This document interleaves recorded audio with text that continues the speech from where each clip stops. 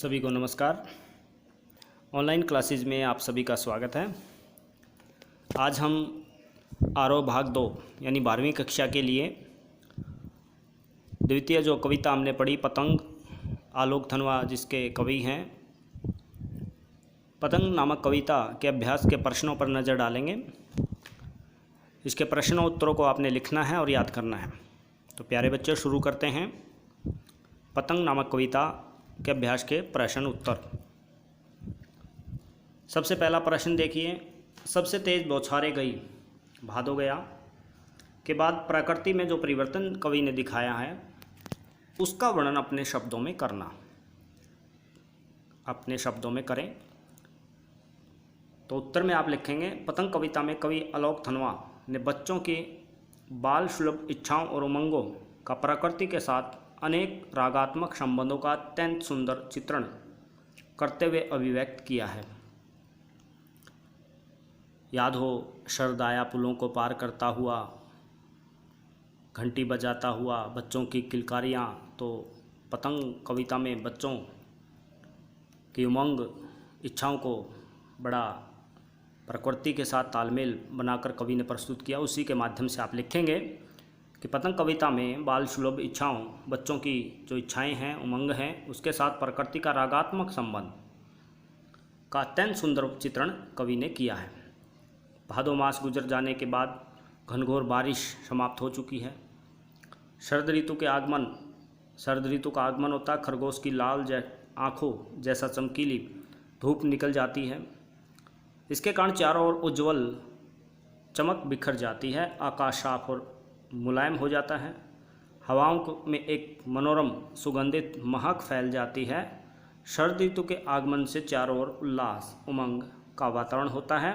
पतंगबाजी का माहौल बन जाता है। तो ये प्रकृति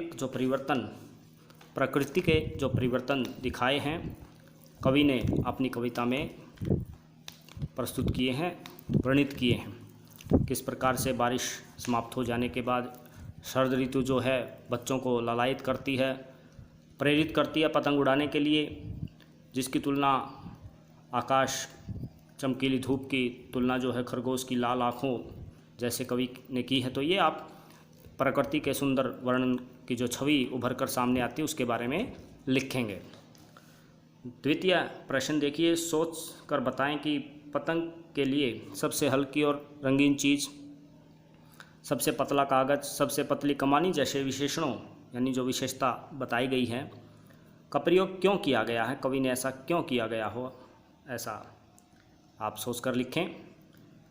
पतंग के लिए सबसे हल्की रंगीन चीज़, सबसे पतला कागज़, सबसे पतली कमानी जैसे विशेषणों का प्रयोग कर कवि ने उसका साकार रूप पाठकों के सामने प्रस्तुत किया है, करना चाहा है। यानी जिस प्रकार से पतंग होता है सबसे हल्का होता है, बच्चों के मन भी वैसे ही हल्के होते हैं, कोमल होते हैं। वो पंक्ति भी आप इसमें जोड़ सकते हैं, बच्चे जन्म से ही लाते अपने साथ कपास। तो मन में जिज्ञासा चाहते हैं, कवि जिज्ञासा जगाना चाहते हैं तथा पतंग को विशिष्ट बनाकर उनकी ओर ध्यान आकर्षित कराना चाहते हैं, क्योंकि विशेष वस्तु प्राप्त करने को लालसा जो है सबके भीतर होती है। यानी वह सबसे हल्की, सबसे पतला कागज़, जिस प्रकार बच्चे लालायित रहते हैं पतंग उड़ाने के लिए, वैसे ही हमें भी उससे अवगत कराना चाहा है। तो ऐसे आप लिख सकते हैं, अपने मन के विचार भी इसमें आप डाल सकते हैं। आगे चलते हैं। बिंब स्पष्ट करना है। सबसे तेज बौछारें गई भादो गया, सवेरा हुआ खरगोश की लाल आंखों जैसा सवेरा, शरद आया पुलों को पार करते हुए, अपनी नई चमकीली साइकिल तेज चलाते हुए, घंटी बजाते हुए। तो यहाँ देखिए बिंब जो है हमारे सामने प्रस्तुत हुए हैं। जो दृश्यात्मक चित्रण प्रस्तुत हो जाता है वह बिंब का ही नाम लेंगे। तो देखिए अलग अलग पहलुओं पर अलग अलग बिंब जो हैं सामने उभर कर आए हैं। तेज बौछारें दृश्य बिंब हमारे सामने होगा। जैसे बारिश होती है तो आँखों के सामने हमें बूंद गिरती हुई दिखाई देती हैं, तो गतिशीलता आ जाती है, तो दृश्य बिंब वहाँ पर होता है। सवेरा हुआ, यहाँ भी दृश्य बिंब है। खरगोश की आंखों जैसा लाल सवेरा, यहाँ पर भी ज़्यादातर इन पंक्तियों में पुलों को पार करते हुए, चमकीली साइकिल तेज चलाते हुए दृश्यों का सामने आ जाना दृश्य बिंब का उदाहरण है। तो ये आप दृश्य बिंब लिखेंगे।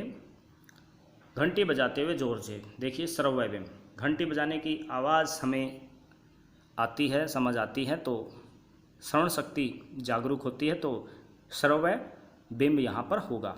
ऐसे ही चमकीले इशारों से बुलाते हुए दृश्य बिंब का उदाहरण है। आकाश को मुलायम बनाते हुए स्पर्श बिंब, यानी बच्चे जैसे आकाश में पतंग उड़ाते हैं, शरद ऋतु जो है आकाश को मुलायम बनाता है, तो यहाँ पर स्पर्श की संभावना दिखाई देती है। पतंग ऊपर उठ सके दृश्य बिंब। 3 बिंब हमारे सामने आए, दृश्य, श्रव्य और स्पर्श बिंब। ऐसे आप लिखेंगे। अगला प्रश्न देखिए, जन्म से ही अपने साथ लाते हैं कपास। कपास के बारे में सोचें कि वह कपास से बच्चों का क्या संबंध है, या बताएंगे। बच्चों के पैर कपास की तरह नरम, मुलायम और हल्के फुल्के चोट खाने में समर्थ होते हैं, कवि ऐसा कहना चाहता है। वैसे भी मन के कोमल होते हैं, बच्चे कोमलता के प्रतीक हैं, तो आप लिख सकते हैं बच्चे कोमलता का प्रतीक हैं। कपास भी कोमल, नरम होती है, इसलिए बच्चे पूरा दिन जो है नाच कूद करते रहते हैं। पतंग की ऊंचाइयों तक पहुंचने की धुन में वे इतने मगन हो जाते हैं कि कपास जैसे मुलायम उनके तलवे ज़मीन की कठोरता का अनुभव नहीं कर पाते। तो कहने का तात्पर्य, वे खेल में अपना पतंग उड़ाने में, पतंगबाजी में इतने मस्त हो जाते हैं कि उनका कोमल हृदय और कोमल पैर जो हैं इस पृथ्वी को मुलायम बना देते हैं। ऐसे आप लिखेंगे। पतंगों के साथ साथ वे भी उड़ रहे हैं, बच्चों की उड़ान से कैसा संबंध बनता है, ये आप प्रश्न पूछा गया है। उत्तर में आप लिखेंगे, पतंग उड़ाते समय बच्चे रोमांचित होते हैं। जिस प्रकार पतंग आकाश की उड़ती हुई ऊंचाइयां छूती है, उसी प्रकार बच्चे भी छतों पर डोलते हैं, घूमते हैं।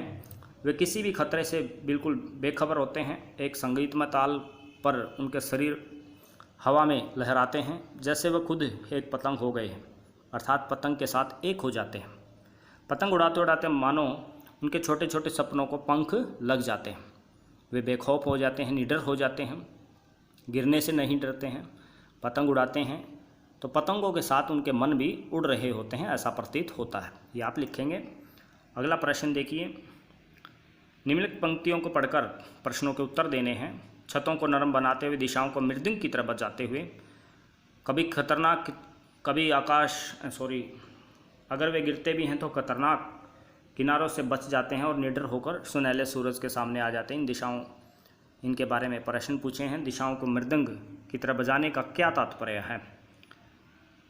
तो उत्तर में आप लिखेंगे, दिशाओं को मृदंग की तरह बजाने का तात्पर्य संगीत में वातावरण की सृष्टि से है।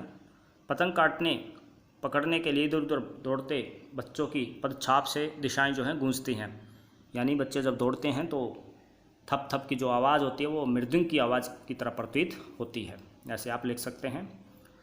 दूसरा प्रश्न जो पूछा गया था, जब पतंग सामने हो तो छतों पर दौड़ते हुए क्या आपको छत कठोर लगती है?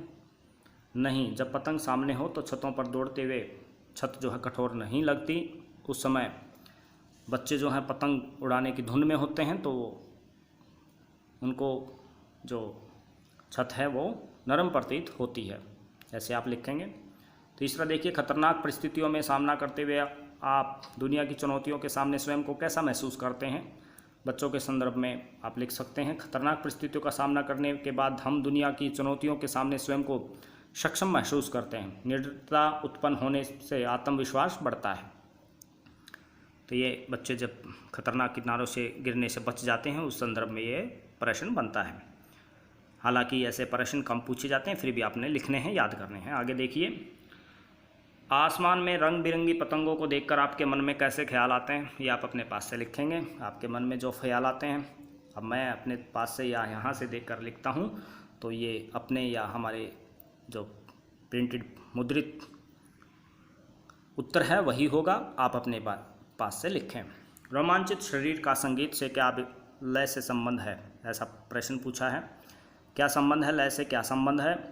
जीवन की लय से जब हम किसी कार्य को पूरा करने में मगन हो जाते हैं तब हमारा शरीर जैसे उस कार्य की लय में डूब जाता है। जिस प्रकार बच्चे पतंग उड़ाते समय एक धुन में पतंग के साथ एक हो जाते हैं, सब दुनियादारी को भूल जाते हैं, उसी प्रकार संगीत सुनते हुए हम उसकी लय ताल में जिस प्रकार खो जाते हैं, इसी प्रकार हमारा शरीर भी जो है कार्य करते समय लय में डूब जाता है। इसलिए कहा गया है रोमांचित शरीर का संगीत। तो ये आप उत्तर में लिखेंगे। ये थे प्रश्न उत्तर। लघु उत्तरात्मक प्रश्नों के लिए हम बाद में वीडियो बनाएंगे, तब तक आप इतना याद करें। लिखें। धन्यवाद। आपका दिन शुभ हो।